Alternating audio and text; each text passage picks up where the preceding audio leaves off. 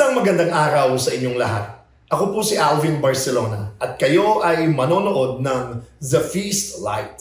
Ang The Feast ay isang pagtitipon ng Light of Jesus Family na pinasimulan ni Brother Bo Sanchez. Ito ay nagaganap sa lahat ng sulok ng bansa at sa buong mundo kung saan may pagtitipon sa pangalan ni Jesus at nakakaranas ng pag-ibig, ng pag-asa at pagpapalalim ng pananampalataya na maaari nyo rin maranasan at gawin pagkatapos yung manood sa pagbabahaginan o sharing ninyong magkakasama gamit ang mga reflection guides na ibibigay pagkatapos ng talk na inyong mapapanood. Simulan na natin ang ating feast sa ating panalangin. Sa ngalan ng Ama at ng Anak at ng Espiritu Santo. Amen.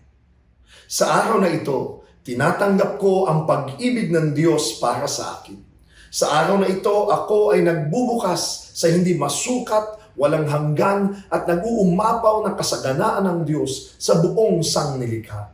Sa araw na ito, ako'y nagbubukas sa biyaya, kagalingan at himala ng Diyos. Sa araw na ito, ako'y nagbubukas sa salita ng Diyos upang ako'y maging kahalintulad ni Jesus araw-araw. Sa araw na ito, aking itinatanghal na ako ay mahal ng Diyos. Ako ay lingkod ng Diyos. Ako ay makapangyarihang kampiyon ng Diyos. At dahil ako ay pinagpapala ko ang mundo sa ngalan ni Jesus. Amen. Sa ngalan ng Ama at ng Anak at ng Espiritu Santo. Amen.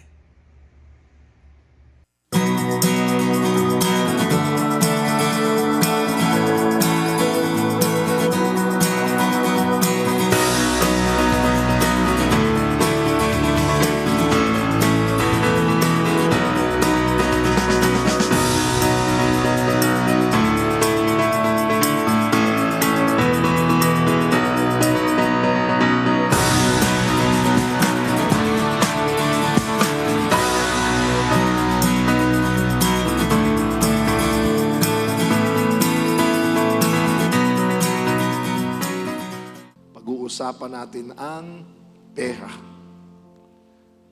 Dahil pag hindi natin pinag-usapan ang pera dito sa simbahan o sa community at pinag-usapan lang natin sa labas, ang magiging basihan ng usapan ay usapang pera sa paningin ng mundo.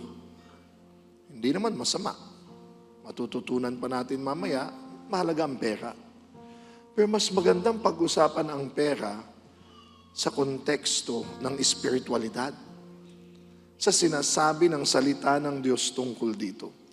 Alam niyo ba, sabi ni Rick Warren, mas marami pang mga sinulat tungkol sa kayamanan sa Biblia kesa sa usaping heaven and hell. Dahil napaka-practical na pag-usapan ng ating kaperahan, ang wealth at ang finances. Pero umuli, sa konteksto ng kung ano ang sinasabi ng Diyos sa atin tungkol dito. Tignan ninyo, magugulat kayo dito. Ang gustong sabihin sa atin ng Diyos, babasahin ko ito. And this is the big message we want you to take home. God wants you to live in abundance. Gusto ng Diyos, masagana ang buhay mo.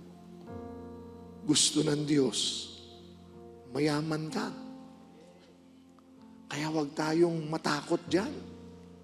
Gusto ng Diyos, sumobra-sobra ang biyaya natin. At dito pa lang sa babasahin ko, patutunayan ko na sa inyo. From 2 Corinthians 9, verse 8. This is from the NLT version or New Living Translation. Sabay-sabay tayo, basahin natin sa English.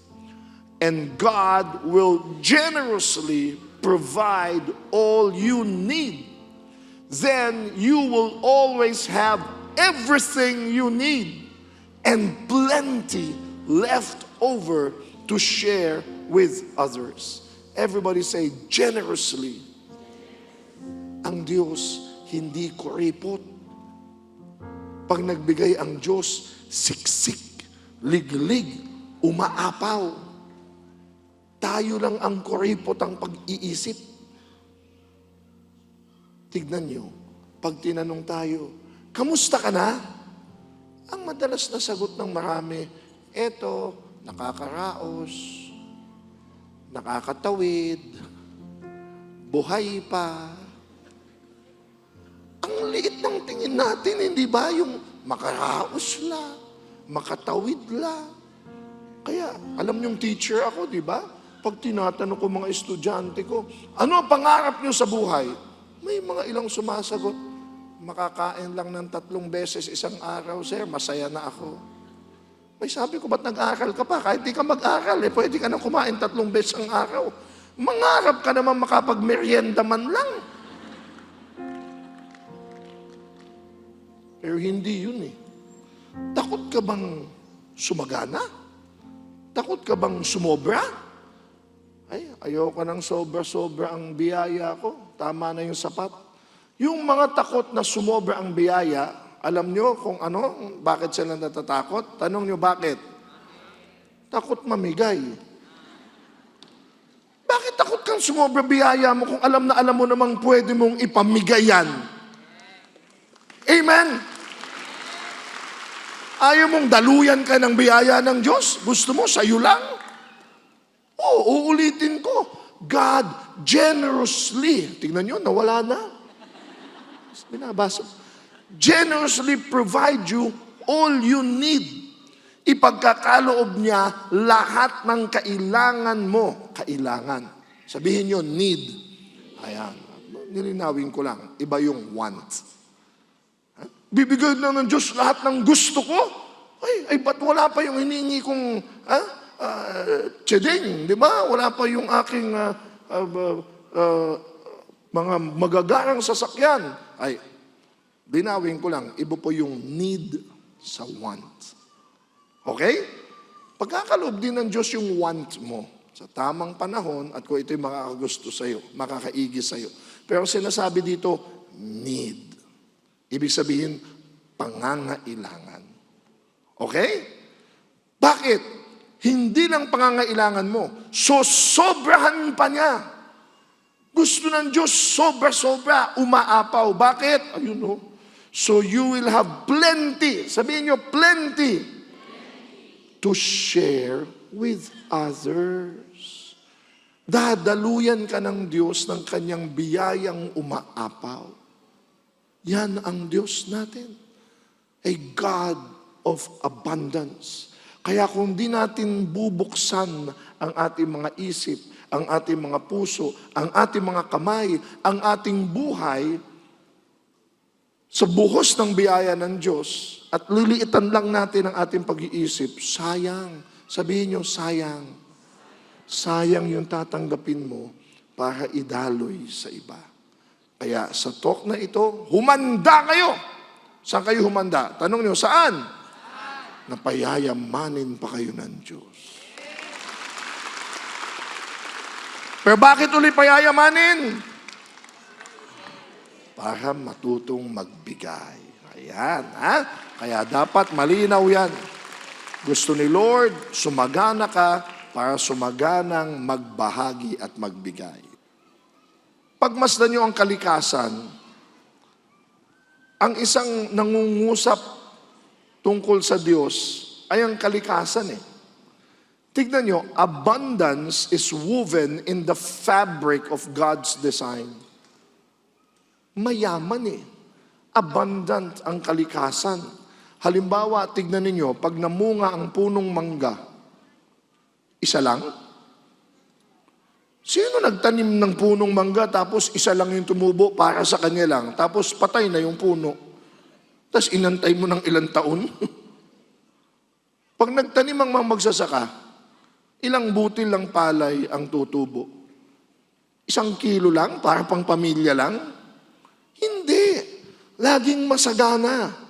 Tignan mo ang mga puno sa agubatan, ang mga isda sa karagatan. It's teeming with abundance. Kahit nga sa ating normal dapat na pag-uusap, growth and abundance. Kaya nga, kontra ako doon sa mga nagsasabing, makatawid lang, makaraos lang. Hindi. Kasi ang mas, di ba, ang mas usapan natin, tingnan nyo, kamusta na yung anak mo? Malaki na ba? Growth. Sino sa inyo na kamusta? Yung anak mo kamusta? Lumit na ba? malalaki ang mga bagay. Ha? Nagtayo siya ng negosyo. Yung negosyo mo, kamusta? Umasenso na ba? Nag-branch out ka na ba? Sino sa inyo ang usapan, yung negosyo mo, kamusta na? Nagsaka na? Abay, pang suntukan yun, di ba? Iniisip natin, pag ikaw nagkaanak, lalaki. Pag ikaw nagnegosyo, lalago. Pag ikaw nagtanim, tutubo at mamumunga ng marami. Dahil hindi lang para sa iyo ang pagtubo ng mga bunga. Hindi lang para sa iyo ang mga isda na nahuli mo. Ito'y palaging mas higit pa sa pangangailangan mo upang ito ay maibahagi mo. Nature is telling you that. Kaya kung ganyan magsisimula ang kaisipan natin, it's the scarcity mindset versus the abundant mindset.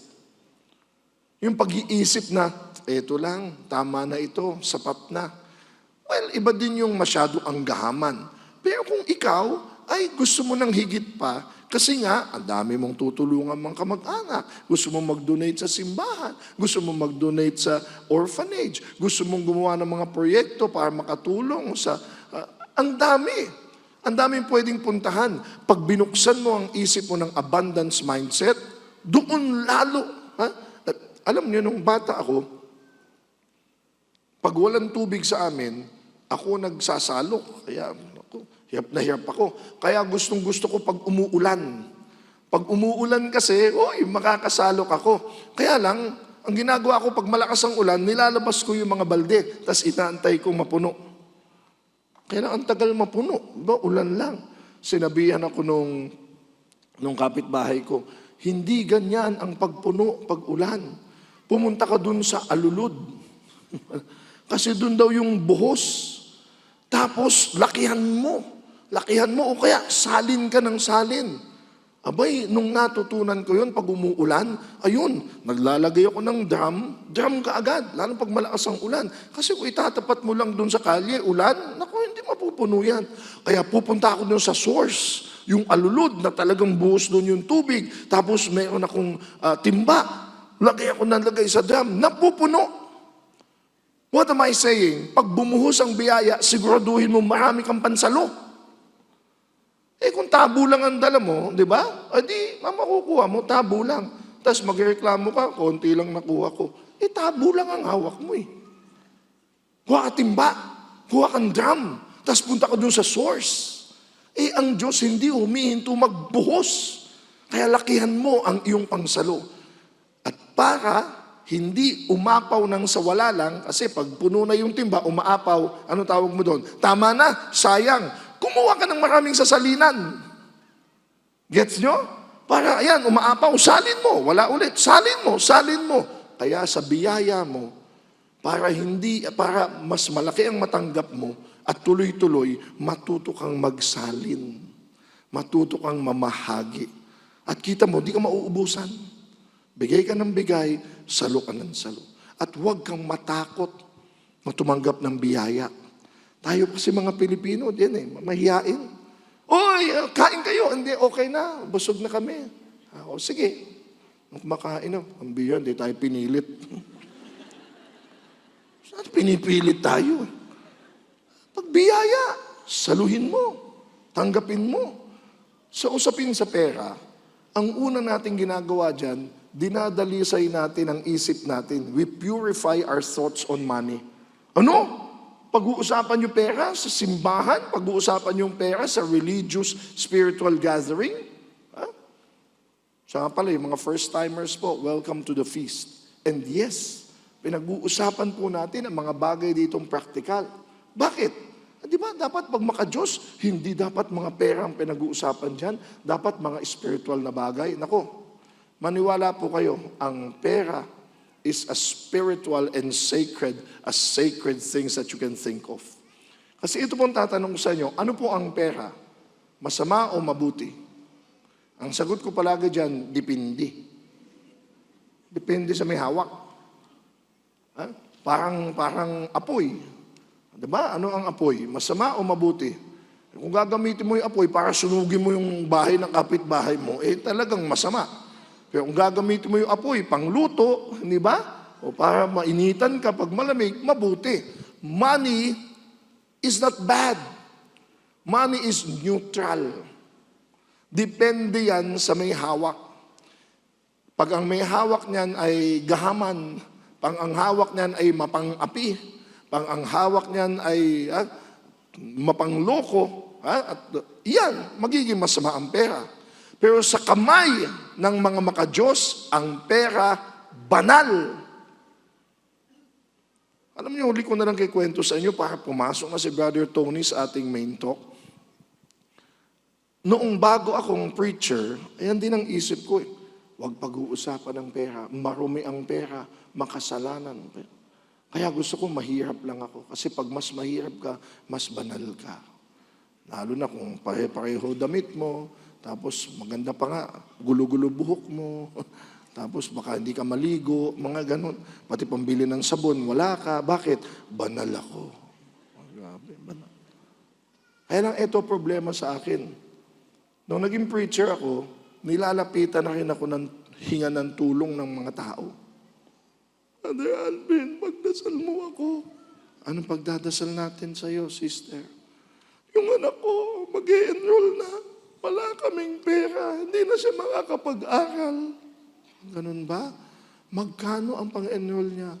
Buong taon na yun, 800. 800 lang.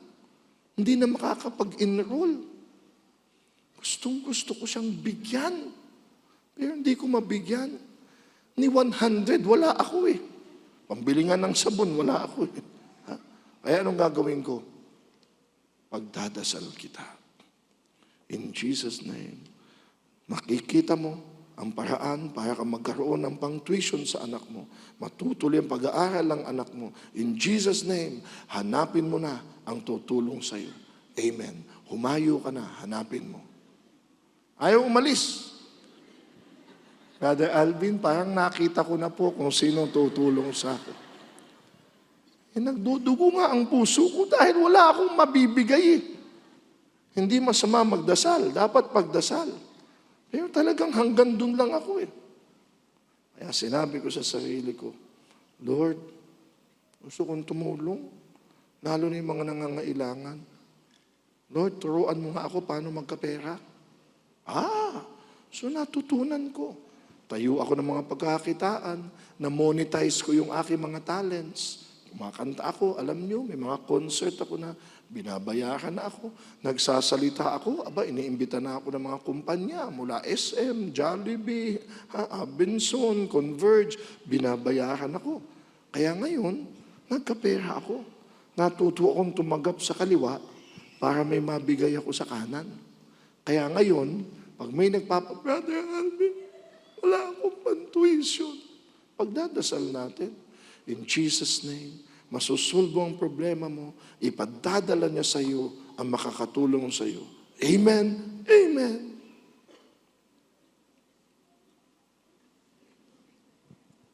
Mayroon na akong bubunutin. Mayroon na akong ibibigay.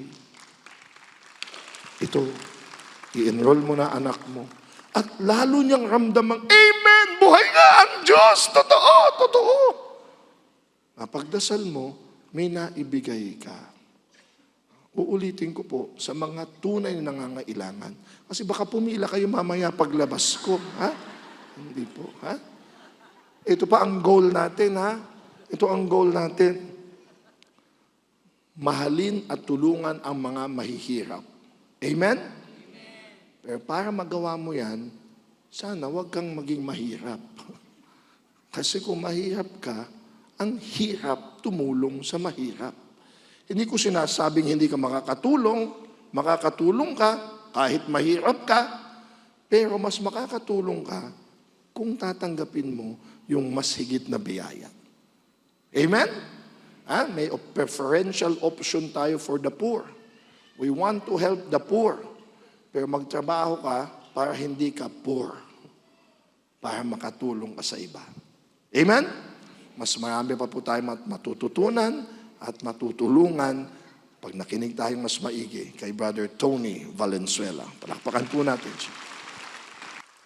Grabe. Ang ganda ng simula natin. Ganda ng pag-set ni Brother Alvin. Pera. Yan ang pag-uusapan natin today. Money is a tool. Money is neutral. Kadalas kasi pag pera ang pinag-uusapan sa simbahan, sa community, hindi masyadong pinag-uusapan, parang it's not something we talk about too often in church. Pero naniniwala pa ba kayo that God is not just God of our spiritual life. God is not just God of our emotional, mental, and love life, and physical life, and material life, but He is also God of our financial life. Amen? Yeah, and I believe personally na dito sa feast, that is why we talk about our finances. Pag-uusapan natin yung pera. Because, aminin natin, especially throughout the past pandemic, no, nakita natin what are the most important things talaga. Family, relationships, health, all these things are very important. Yes? Pero alam natin, aminin natin, that to support all these very important values and areas of our life, kailangan may pera. Tama po ba? Again, money, qualifier tayo, no? Money is not the most important. It is not. But it supports the other important things that we hold dear to our hearts. Do I hear an amen? Ayan, palakpakan natin si Lord. Amen? I'm just so glad na dito sa feast, we're open to talk about finances. At kailangan, kasi marami din sa atin, mas lalo we're recovering pa from the pandemic na may utang. Sino dito may utang? Yung iba ayaw itaas ang kamay. Ang dami pala, no? Pero eto God can help you through that. God is journeying with you through that. And He will make you abundantly free. Gusto niyo po ba yon? Yes, palakpakan ulit natin si Lord. He wants to make us free from debt. Pero ito, pagdating sa scripture kasi, we think that there is nothing about finances in scripture. Pero sa una pa lang sa Genesis, meron. Akala natin wala, pero meron. Let's go to Genesis chapter 1, 29-30. Sinabi ni Lord, "Then God said, Look, I have given you every seed-bearing plant throughout the earth and all the fruit trees for your food. And I have given every green plant as food for all the wild animals, the birds in the sky and the small animals that scurry along the ground, everything that has life." Walang pera ang pinag-usapan pa dito, pero it only goes to show that God has a design of abundance for you, for us, for the whole of creation. God designed abundance. Say it with me. Pakisabi sa katabi, God designed abundance. God wants us to have abundance and He wants us to share that abundance. Ang ibig sabihin, we're not just meant to receive the abundance, but we're meant to share the abundance. Amen? That's why talagang pinaghirapan ni Lord. Sinet up na ni Lord yung abundance bago ginawa niya si Adan at Eva. Before He made Adam and Eve. Balikan natin, no? Ang ganda kasi, if nakita natin dito sa scripture how He made a setup na may mga boundaries. Tanda natin, no? When it comes to the Garden of Eden, di ba sinabi ni Lord, kay Adam at Eva, you can have all of the trees here, all of the fruits of the trees na nandito. Wag lang yung tree of the knowledge of good and evil. Wag lang yan. You can have all of the 99 trees na nandyan, but wag lang yung isa. Pero anong pinili ni Adan at Eva? Yung isa. Mas gusto natin na yung to have it our own way, mas lalo sa finances, sa physical at sa material na bagay. Kasi hawak natin Feeling natin we love to be in control pag hawak natin. Totoo or totoo? Diba? Nangyari po yun. Pero balikan natin ang scripture, Genesis 1:11-12. Then God said, "Let the land sprout with vegetation, every sort of seed-bearing plant and trees that grow seed-bearing fruit. The seeds will then produce the kind of plants and trees from which they came." And that is what happened. The land produced vegetation, all sorts of seed-bearing plants and trees with seed-bearing fruit. Their seeds produced plants and the trees of the same kind. At hindi lang yung mga trees. Anong ginawa ni Lord? Ginawa niya langit at lupa. Ginawa niya yung araw at gabi. Ginawa niya yung mga animals na sa dagat, yung mga animals na sa langit. May design, may purpose, may boundaries. What am I trying to say here? Is that you will experience abundance. Are you listening? Say, I'm listening. You will experience abundance within the boundaries and rules of God. Lahat tayo gusto ng abundance. Amen? Pero let's not get it wrong. Huwag natin isipin pag narinig natin yung abundance, free for all ito. Baka kala natin, abundance, Lord, edi free for all. Pero when it comes to abundance, kasi may freedom. Tama or tama? May freedom. Pero freedom entails responsibilities, consequences. At kung talagang we are committed to being faithful stewards of the Lord, kailangan alagaan natin yung mga resources na binigay ni Lord so that we will experience abundance. Amen? Aminin natin, yung gusto natin abundance, most likely, we don't feel it right now. Some of us feel may maraming lacking pa sa buhay. That's why kailangan paghirapan. We have to work for it. We have to till the land. Di ba? Alam natin na yung mga nananalo sa loto. Di ba? Sino dito gusto manalo sa loto? Sige nga. Ay, dami. Oh, baka mamaya pagkatapos dito, mag-ano kayo sa loto. Pero alam nyo, once in a blue moon lang yun. Bihirang-bihira. Kahit sabihin natin, okay, yung mga birthdays ng parents mo, birthdays ng mga anak mo, sige, yan. Pero alam mo, kahit manalo ka sa loto, if you are not financially literate and wise, yung milyones na yan, kahit bilyones yan, more often than not, within 3 months, 4 months, maybe even 6 months, mawawala din yan, mauubos din yan. Kasi kung easy money, easy go. Pero pag pinaghirapan, nako, ano na, parang kapit no? Talagang ima-manage mo. Amen? Iba talaga yung blessing pag pinaghirapan. Pero Eve and Adam experienced true freedom in abundance within the confines of God's ground rules. So may mga ground rules talaga mga kapatid that God set for us to enjoy, to receive, to experience abundance. And today, we will be sharing with you 3 practical tips. Gusto niyo po ba yon? Yan, pakisabi sa katabi, eto na, be ready. Be ready. Pag-usapan natin 3 practical tips, basic tips, no, of how you can be abundant in your life today, no? Pero syempre, disclaimer lang, it's a journey. It's a process. Kailangan on a daily basis, you have to discipline yourself when it comes to your finances. Amen? Okay. Because you will experience abundance within the boundaries of God, kailangan may masundan tayong mga boundaries and rules. Tip number 1, spend within your means. Ayun. Pakisabi sa katabi, spend within your means, friend. No? Ang hirap sa mga yung mga 6-6, 7-7 ngayon, August 8-8, di ba? Parang na-add to cart ako, guilty din ako dyan. Ako, ang hirap, no? Kailangan pigilan ng sarili kahit gustong-gusto mo yung bagay na yun, di ba? Parang bagay ito sa akin, pwede ito sa akin. Kailangan ko i-reward ang sarili ko, pinaghirapan ko din to. But hey, we also have to ask ourselves, is this a want or a need? Mamaya i-qualify natin yan, ha? Okay, i-qualify natin. So spend within your means. Pero may tanong ako sa inyo.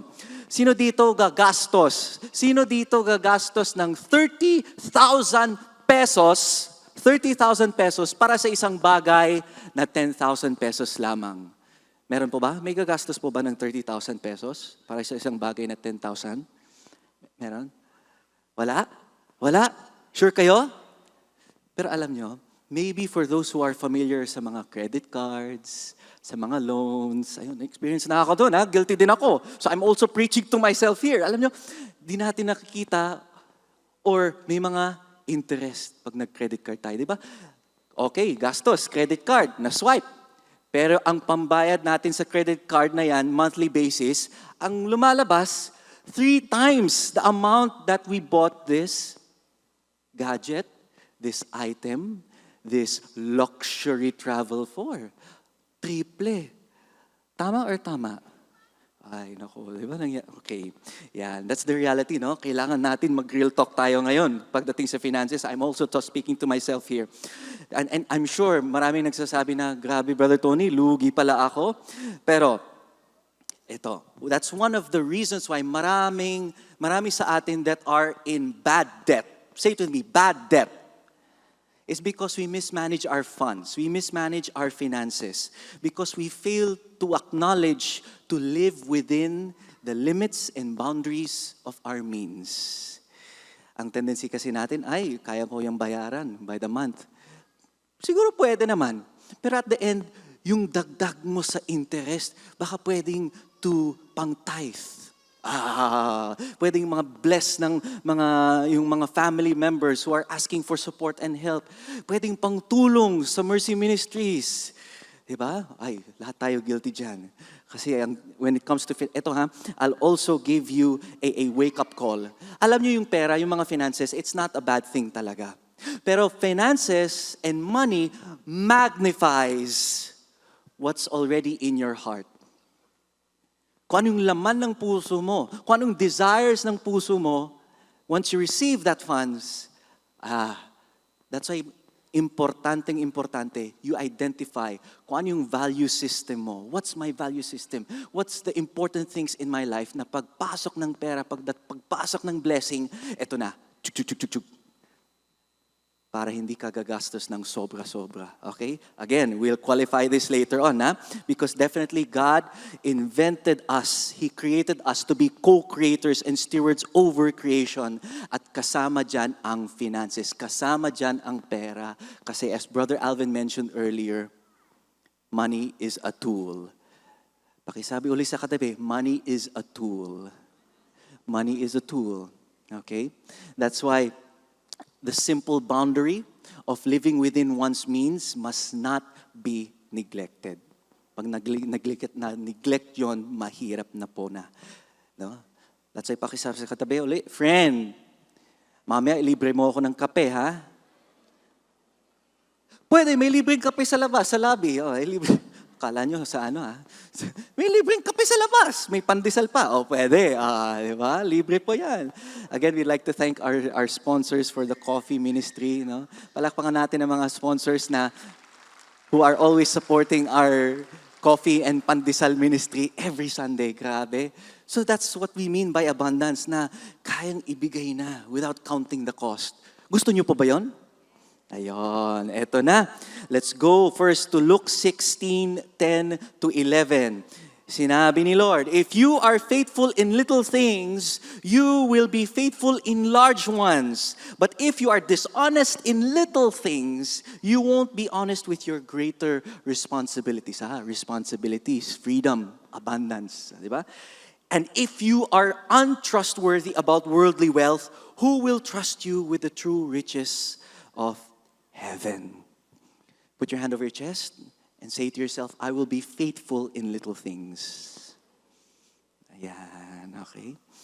Eto, I'm sure for those who are attending regularly in the feast, you're listening to Brother Bo a lot of times, alam niyo tong abundance formula na ito. In fact, he composed and authored a book, The Abundance Formula.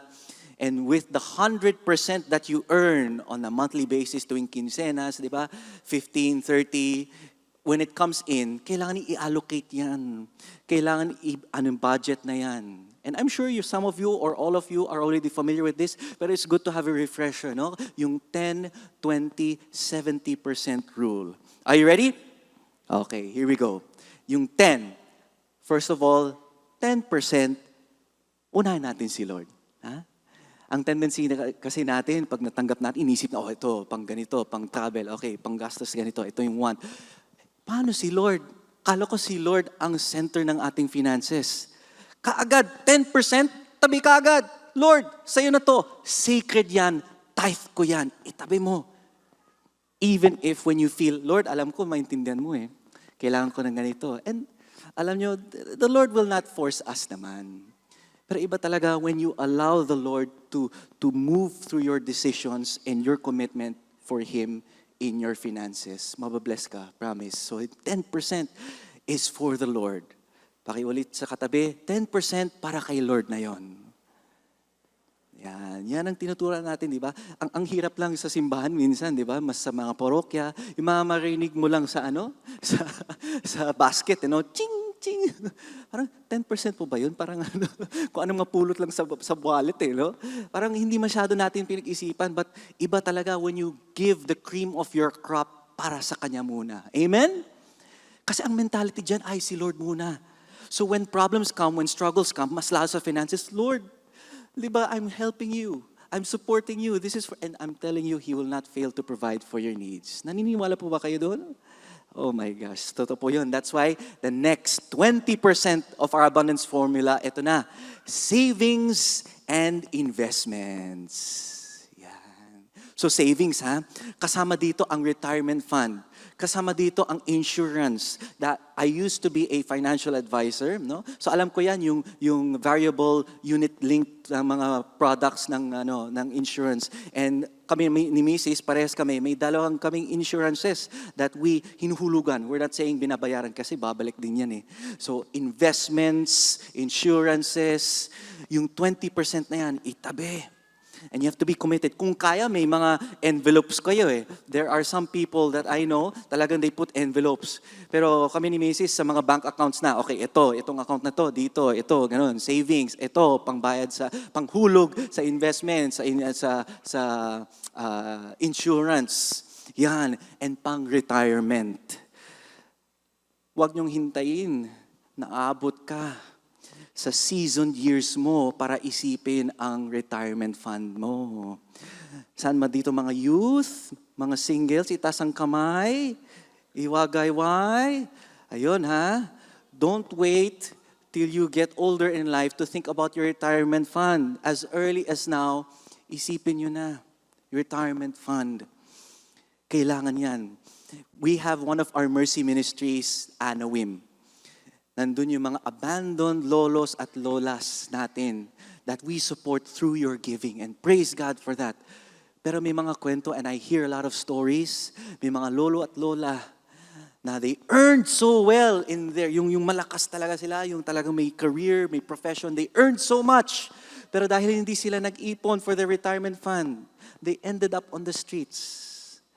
They became dependent on their families, on their kids. Eh syempre, mga anak, may kanya-kanyang pamilya. And they're not being sustained pagtanda na nila, pag-retire na nila. Praise God that we have Anawim and Mercy Ministries that help the abandoned elderly. Amen? Palakpakan natin si Lord for our Mercy Ministries. And thank you for your giving. Di natin nakita but you're blessing these abandoned elderly and other Mercy Ministries through your blessing. Amen? Eto na. That's why nabanggit nga ni Brother JC din kanina. You want to learn how to grow your finances, how to become even more an expert na pag-manage ng iyong pera? You can also join Brother Bo's Truly Rich Club. At malapit na ang kanyang Expand Truly Rich Club Conference. Sali na kayo. Pwede kayo mag-register, di ba? And you will be blessed and guided by Brother Bo and other financial experts in the industry. O, di ba? Kausap mo si Brother Bo pagdating sa finances. Face-to-face, ear-to-ear. O, di ba? Pero ito, this remaining 70%, and this is where it gets, yung mga nitty-gritty, it gets bloody dito sa ating 70%. Why? Because this is where our living daily expenses pumapasok. Pero itong 70% ha, hindi yan, kailangan i-allocate din yan. To what? 50% and 20%. Yung 50% sa needs, sa rent, sa amortization, sa gas. Ang taas pa rin ng gas. Diba? Yung grocery. Diba? Yung mga food, yung mga kasama din yung tuition, utility bills, 50%.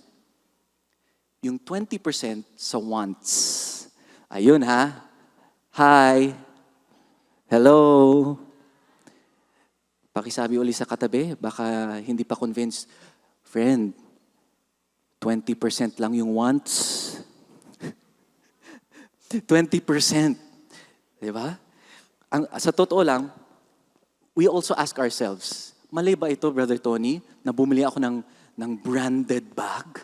Mali ba ito na bumili ako ng branded shoes? Ang tagal-tagal ko na ito naipon eh. I saved up for this. Mali ba yung pag-travel? Diba? Kailangan ko din mag-out of town. Kailangan mag-relax. Kailangan ma-unwind ako. Is it bad na mag-treat ng friends ng coffee or milk tea? Sinful ba yan, Brother Tony? Ayun, ako coffee drinker ako eh. That's why mahilig ako uminom ng kape. Patuwing Sunday, dito ako nagbe-binge ng kape sa likod eh. Brewed coffee eh. Libre naman eh. No? Pero alam nyo, that's the thing that we need to clarify. Usually, may bad light kasi, may bad perception tayo pagdating sa mga self-indulging of our wants. Pero there are two words that I also repeat to myself pag may nakitang gustong-gusto sa online shopping. Nako, naka-add to cart na yan. Pero I tell myself two words. Ask me what? Delayed gratification. Hi. Hello. Pakisabi sa harap mo, yung nasa harap, delayed gratification pala. Delayed gratification. We need to practice that. It's not that we won't get it, we won't have it, pero kailangan i-delay muna. Baka it's not yet time. Amen?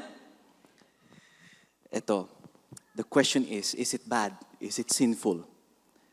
The answer, it depends on where the money is coming from. Kung yung pangbili mo ng coffee na yan, pangbili mo ng sapatos, ng bagay na yan ay galing sa debt, sa utang. Nag-utang ka sa kaibigan, nag-utang ka sa shark, sa loan shark. Ayun, para pambili. Ako, halos lahat tayo guilty dyan. Amen? Yan ang bad debt. Pero if it's coming from your allocated 20%, okay yan. Yan. Ulit pakisabi sa katabi, pag 20%, okay yan. Baka hindi pa naniniwala yung katabi. Gustong baliktad 50% ang want, 20% ang need Ako, mahirap yan. Pag credit card, nandyan. Sorry, pag yung credit card, naku, wala na. Yan, nagastos na. Diba? Again, which is more important? Spending for your wants or spending for your needs? Itong sagot natin. It's okay to spend for both. Your needs and your wants. The key is to having a budget so you can allocate for both. 50 and 20%. Amen? Palakpakan natin si Lord. Tip number 2, support others sustainably. Ayun. Konting kwento lang, no? Meron isang single corporate supervisor, babae, ilagay natin sa pangalang Anne. She earns a good salary, talagang corporate supervisor And yung salary niya buwan-buwan is 80,000 pesos. Good amount naman, buwan-buwan, di ba? Single pa naman. Pero ang lifestyle niya, talagang she's very frugal, talagang disciplined. Ang monthly expense niya lang is 15,000. 18,000 ang salary 15,000 lang ang monthly expenses niya. Pero the hard reality about this is that she's in debt. Credit card debt, loan debt. She has maxed out her 3 credit cards. Ask me why.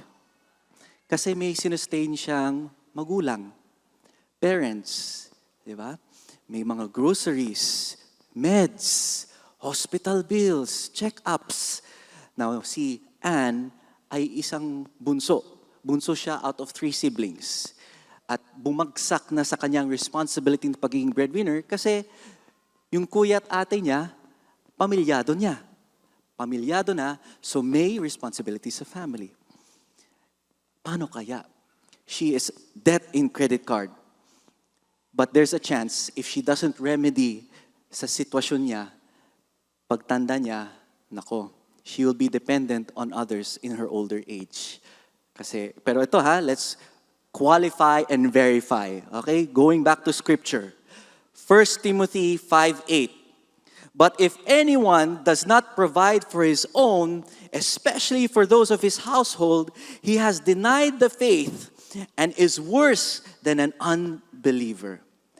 Yes, God wants us to help our loved ones and families. No doubt about it. Talagang kailangan natin tulungan ang mga magulang, kapatid, especially those who have no means.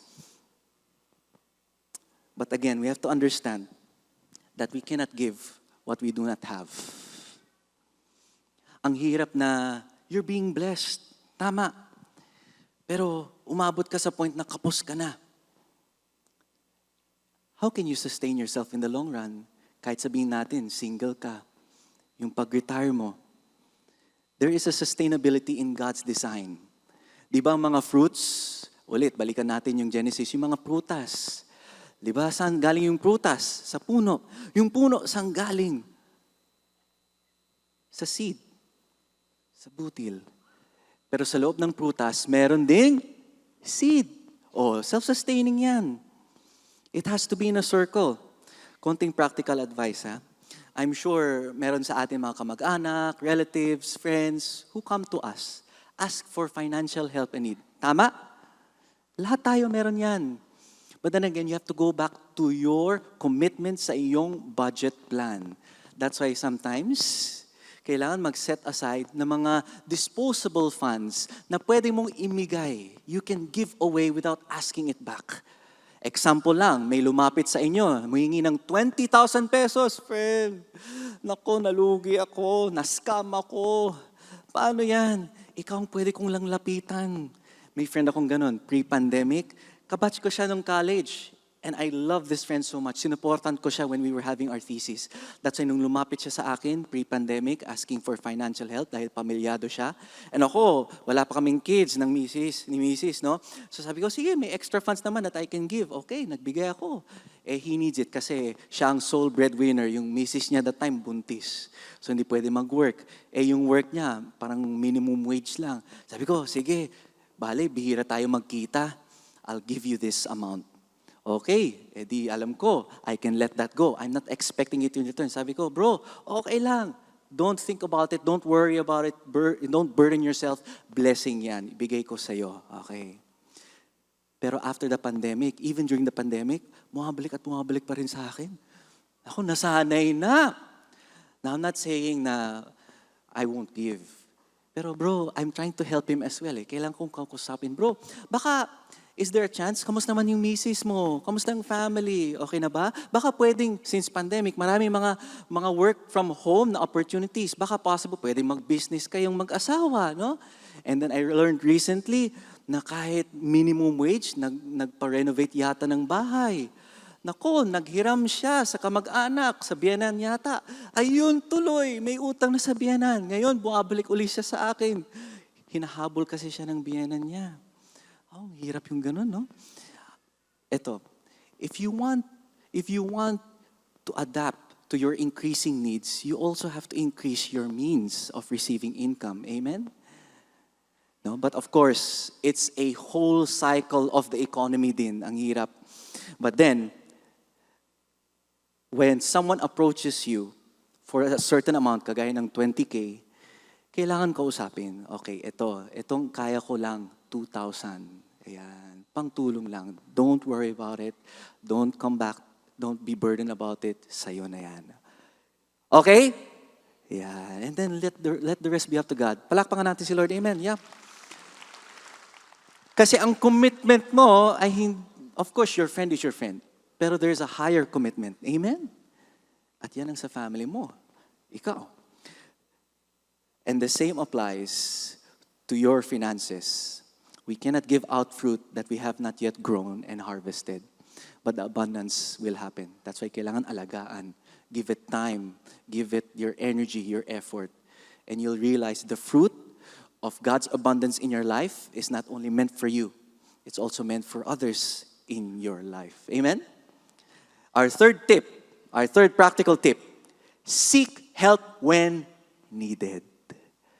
Ang tendency kasi natin, and I know, I have friends who are yung tipong na, syempre, no, pag may financial struggle, ayong ikwento. Of course, we're not saying that you share it online, ibulgar mo. Di ba? I'm not saying that, but parang may pride. May selfishness na ako ito. I can handle it on my own. O kaya, itong tao lang to. Because sa totoo lang, not all money problems are actually money problems. Hindi pera lang ang problema, even if it's a money problem. Sometimes they are conversation problems or pride problems. Why? Balikan natin si Ann, yung kinento ko kanina. Di ba? May dalawang kapatid siya. Pamilyado. Pero for the longest time, siya ang nagpo-provide para sa magulang niya. Pero ngayon, may isang magaling na financial advisor na feast builder din natin by the name of Brother John Ben Rodriguez na nag-compose ng talk na ito. Siya nag-advise kay Anne. Baka pwede niyang kausapin mga kapatid niya ngayon. And true enough, yung kapatid niya nasa abroad, maganda namang trabaho, malaki na mga anak, kaya namang tumulong. Ngayon, yung magkapatid na tatlo, si Anne at yung dalawang kuya at ate yata, may sariling account na sila kung saan sila naghuhulog na to help the parents. So hindi lang na si Anne. So si Anne kaya na mag-ipon para sa sarili, and in a matter of 2 years' time, she was free from her debt. Di ba? So kaya pala. Baka all we need to do is to ask for help. That's why here in the feast, I'm not saying dito sa feast, mag-utang ka na sa iba, ha? Baka mamaya. No, that's not the point. The point here is that if you need to help manage your finances, we have mentors, not just Brother Bo. We have friends that can help you out, to guide you, na pwede mong kausapin. Don't keep it to yourself. Don't be prideful about it. We all experience debt rock bottom at one point in our life. Amen? Ako, I'm a freelance. Hindi regular ang trabaho ko, project-based ako. And there are times na talagang ang pinag-awayan namin ni Mrs. ay pera. Tama, mga mag-asawa? Parang ilan lang sumasagot, ha? Totoo ba? When it comes to married life, yan ang number 1. Ang sunod, in-laws. Yun na. No? Yung in-laws naging outlaws na, di ba? Pero una finances, pera. Oh, di ba? Pero that's why kailangan you have to ask for help when it's needed. Not to borrow money, but maybe kailangan na may titingin sa financial budget mo and to break it down. Amen? Hi. Can we breathe in? Breathe out. Pero friends, God wants to bless you abundantly. He wants to bless your finances so that you can be a blessing to others. He wants to bless your life so that you can bring abundance to the life of others. Naniniwala po ba kayo dun? That's why you are not alone in dealing with your financial challenges, because God is in the garden with you. Wala kayong mga kamay doon? Kaya kay Lord? Hindi ka nag-iisa, friend. Even when you're on your rock bottom pagdating sa finances, and I experienced that. Pero when I realized na all the more kailangan kong kumapit kay Lord, and He will help me through. Ang tendency kasi natin, parang kakapit ka sa talim. Di ba? Tama ba? Yung parang, yung friend na kinento ko, sabi niya sa akin, kaysa sa magnakaw ako, bro, hingi ako sa'yo, hiram ako sa'yo. Sabi ko, of course, ayoko na magnakaw ka. Ayoko pumasok ka sa illegal na transaction, bro. Pero, siyempre, if there's a will, there's a way. Di ba? And hindi lang isang local bank brand ang nagsasabing we find ways. I believe that God always makes a way. Amen? You just have to do your part and wait, and He will make the miracle happen to you. Why? Because God wants you to live in abundance. Amen?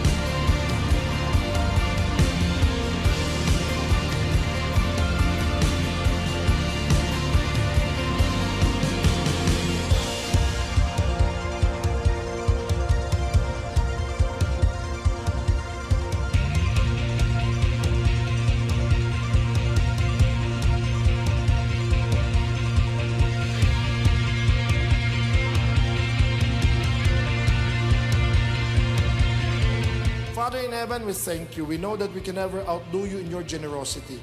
Ikaw ang unang nagbigay, ikaw ang unang nagsakripisyo.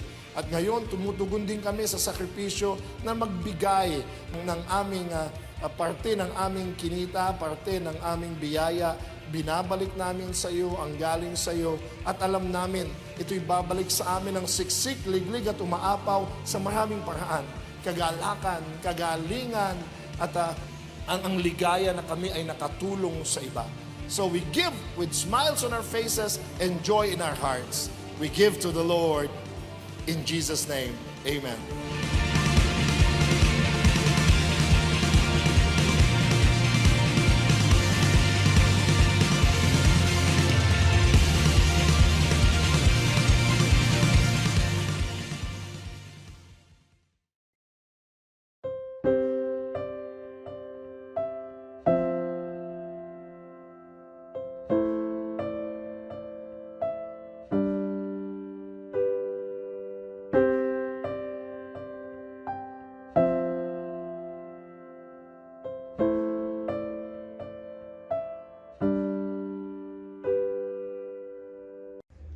Tayo'y manalangin. Sa ngalan ng Ama at ng Anak ng Espiritu Santo. Amen. Mahal naming Ama sa langit, kami po ay nagpupuri at nagpapasalamat sa isa na namang pagkakataon na kami muli mong tinipon at tinawag upang makinig sa iyong salita. Ipinapanalangin ko ang lahat na ngayon natitipon sa ginanap na feast light na ito. Itinataas ko ang mga panalangin, pangangailangan at mga pangarap ng bawat isa para sa kanilang mga pamilya, sa kanilang mga hanap buhay, sa kanilang kalusugan, sa kagalingan ng mga may sakit, at sa anupamang mga kahilingan, puno ng pananalig at pananampalataya na ito ay ipagkakaloob mo sa iyong takdang panahon at pamamaraan. Nawa, patuloy ang maging pagtitipong tulad nito upang lalong ang mabago ang aming mga buhay ayon sa iyong kalooban. Sa ngalan ni Jesus. Amen. Sa ngalan ng Ama at ng Anak at ng Espiritu Santo. Amen. Maraming salamat muli sa inyong panonood. Huwag niyong kalimutan na regular na magtipon muli sa ating feast light at siguradong mayroong magandang mangyayari sa inyong lahat. God bless you.